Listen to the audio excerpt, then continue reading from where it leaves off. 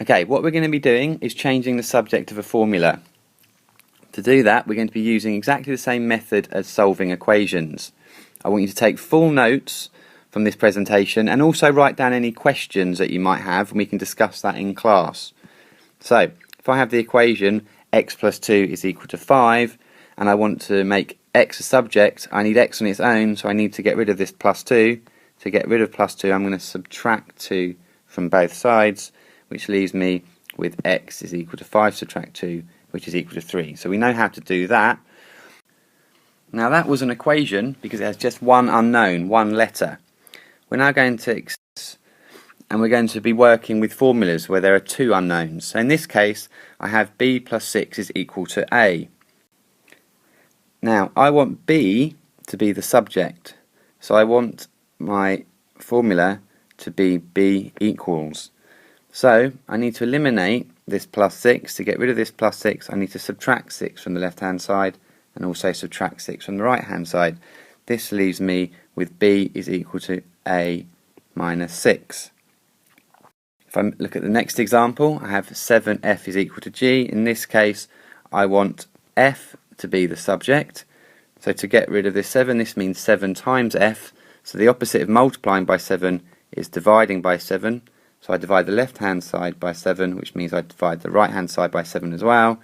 So my answer is g divided by 7. So now f is the subject, f equals. Final example we're going to look at, 2k is equal to n minus 4.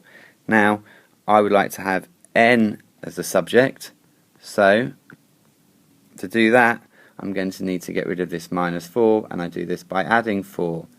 If I add 4 to both sides, that leaves me with 2k plus 4 is equal to n, and I'm a little bit more confident with n on the left hand side, so I have 2k plus 4, and that's in a form that we're more used to seeing. So now we know how to change the subject of the formula. We're now going to think about how to use that. Okay. Now, first formula that we change, if you look back through your notes, we will have had b is equal to a minus 6. Now these letters can have different values. Let us suppose that a is equal to 10. If b is equal to a minus 10, and I know that a is equal to 10 in this case, then I can substitute a for 10. I write my arrow to show I'm doing my substitution, and so then I have b is equal to 10 minus 6, which is equal to 4. The next formula that we had was f is equal to g divided by 7.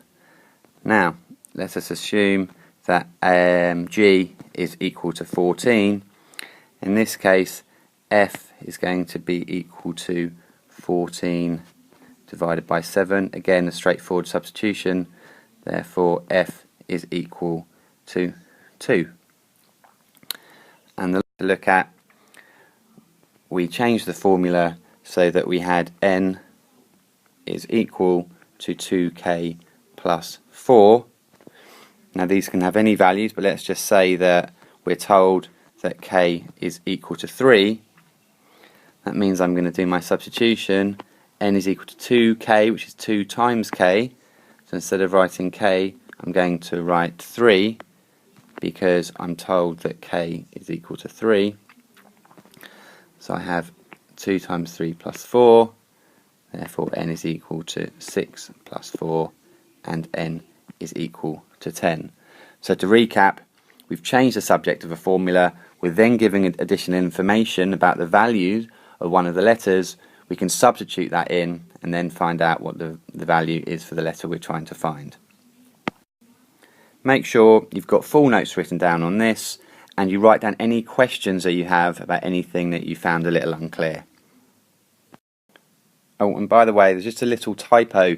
So it's not changing the subject of an formula, it's changing the subject of a formula. So I got that wrong on the first screen, but I didn't want to go back and change it in case I deleted all my video, because I don't really know what I'm doing with this software. Alright, so anyway, correct that please. Cheers.